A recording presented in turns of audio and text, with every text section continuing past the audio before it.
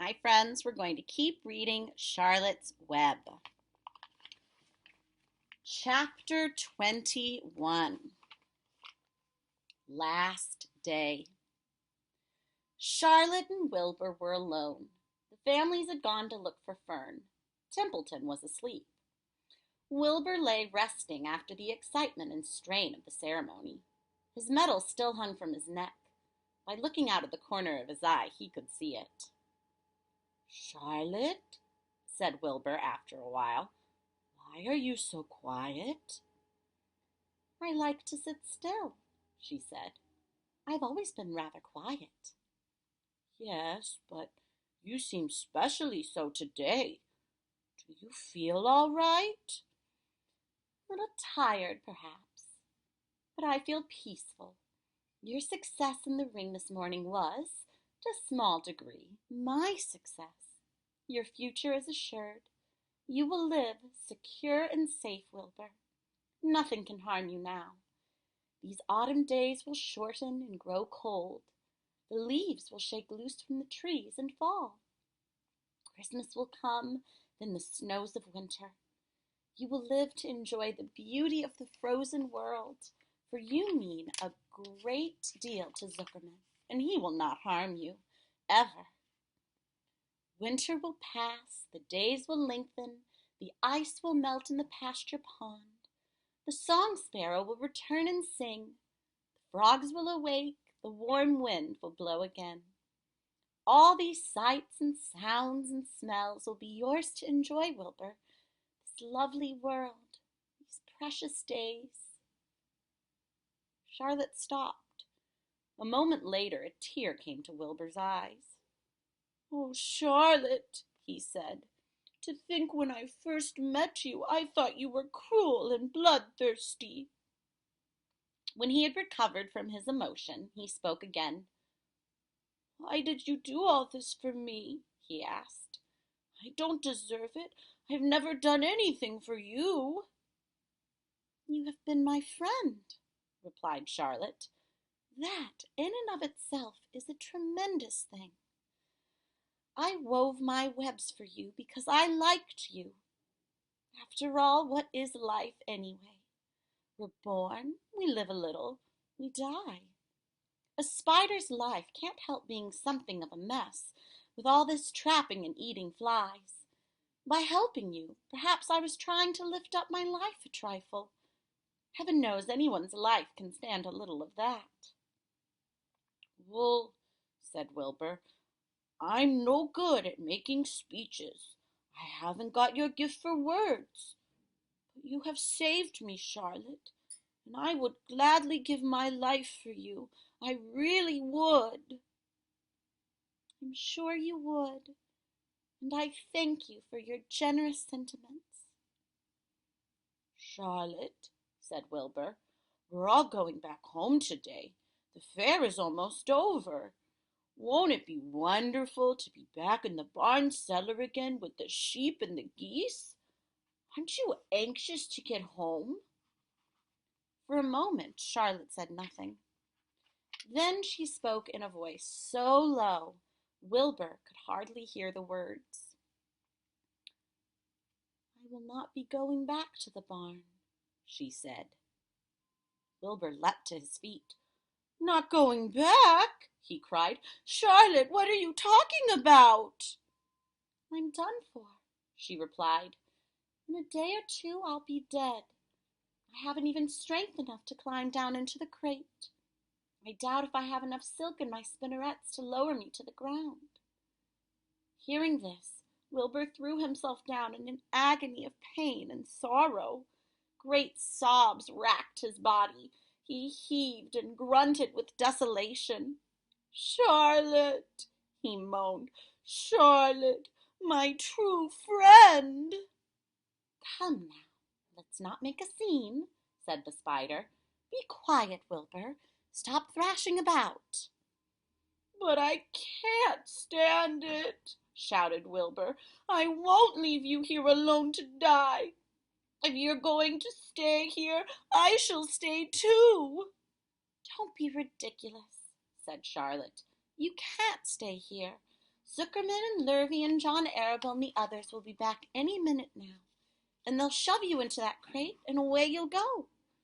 Besides, it wouldn't make any sense for you to stay. There would be no one to feed you. The fairgrounds will soon be empty and deserted." Wilbur was in a panic. He raced round and round the pen. Suddenly, he had an idea. He thought of the egg sack and the 514 little spiders that would hatch in the spring. If Charlotte herself was unable to go home to the barn, at least he must take her children along. Wilbur rushed to the front of his pen. He put his front feet up on the top board and gazed around. In the distance, he saw the Arabelles and the Zuckermans approaching. He knew he would have to act quickly. "Where's Templeton?" he demanded. "He's in that corner, under the straw, asleep," said Charlotte. Wilbur rushed over, pushed his strong snout under the rat, and tossed him into the air. "Templeton!" screamed Wilbur. "Pay attention!" The rat, surprised out of a sound sleep, looked first dazed and then disgusted. "What kind of monkey shine is this?" he growled. "Can a rat catch a wink of sleep without being rudely popped into the air?" "Listen to me," cried Wilbur. "Charlotte is very ill. She has only a short time to live. She cannot accompany us home because of her condition. Therefore, it is absolutely necessary that I take her egg sack with me. I can't reach it. I can't climb. You are the only one that can get it. There's not a second to be lost. The people are coming. They'll be here in no time. Please, please, please, Templeton, climb up and get the egg sack." The rat yawned. He straightened his whiskers. Then he looked up at the egg sack. "So," he said in disgust, "so it's old Templeton to the rescue again, is it? Templeton, do this. Templeton, do that. Templeton, please run down to the dump and get me a magazine clipping. Templeton, please lend me a piece of string so I can spin a web." "Oh, hurry," said Wilbur. "Hurry up, Templeton." But the rat was in no hurry. He began imitating Wilbur's voice. "So it's 'Hurry up, Templeton,' is it?" he said. "Ho, ho! And what thanks do I ever get for these services, I would like to know? Never a kind word for old Templeton. Only abuse and wisecracks and side remarks.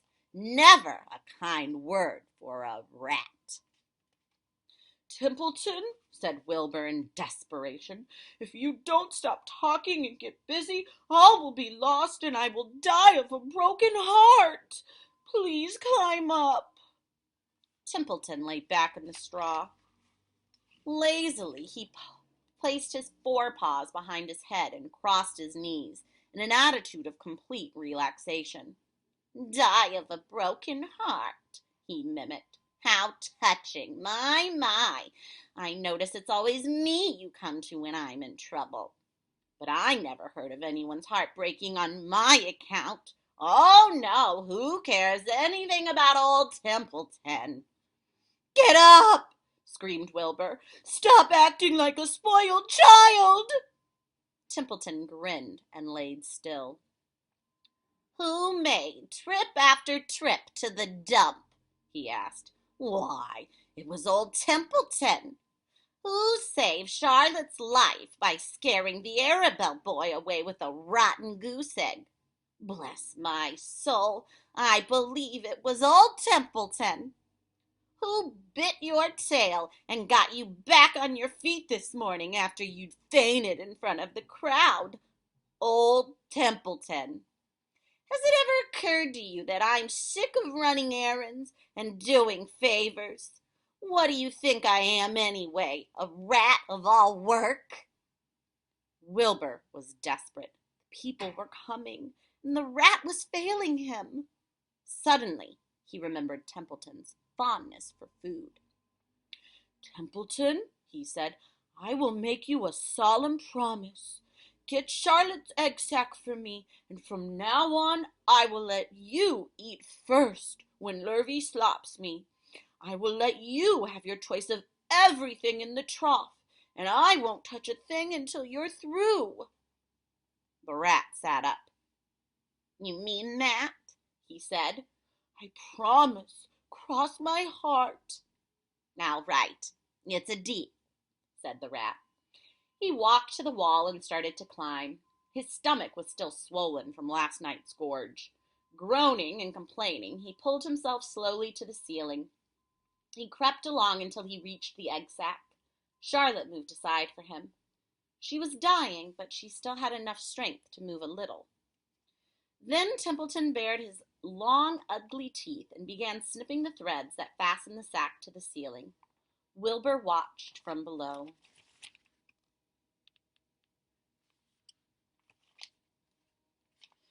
"Use extreme care," he said. "I don't want a single one of the eggs harmed." "This stuff sticks in my mouth," complained the rat. "It's worse than caramel candy." But Templeton worked away at the job and managed to cut the sack adrift and carry it to the ground, where he dropped it in front of Wilbur. Wilbur heaved a great sigh of relief. "Thank you, Templeton," he said. "I will never forget this as long as I live." "Neither will I," said the rat, picking his teeth. "I feel as though I've eaten a spool of thread. Well, home we go." Templeton crept into the crate and buried himself in the straw. He got out of sight just in time. Lurvy and John Arabelle and Mr. Zuckerman came along at that moment, followed by Mrs. Arabelle and Mrs. Zuckerman and Avery and Fern. Wilbur had already decided how he would carry the egg sack. There was only one way possible. He carefully took the little bundle in his mouth and held it there on top of his tongue. He remembered what Charlotte had told him. The sack was waterproof and strong. It felt funny on his tongue and made him drool a bit. And of course he couldn't say anything. But as he was being shoved into the crate, he looked up at Charlotte and gave her a wink. She knew he was saying goodbye in the only way he could. And she knew her children were safe. "Goodbye," she whispered.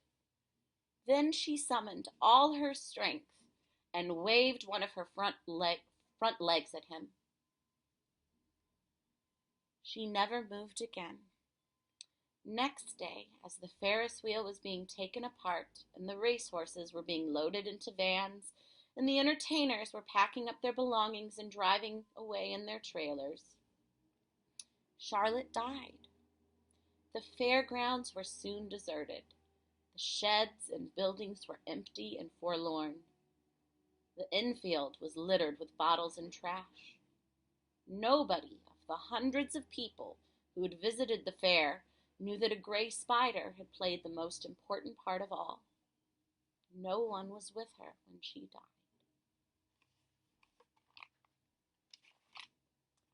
We have one more chapter left to go. This part of the story always makes me feel a little bit sad. But we know that Wilbur has Charlotte's eggs safe and he's going to take them back to the barn with him. So maybe the story is not quite over yet. Maybe there will be some happy, exciting things that will still happen. But today's chapter was a little bit of a sad one. All right, I will see you tomorrow and we will read the very last chapter of Charlotte's Web together. All right, friends, bye-bye.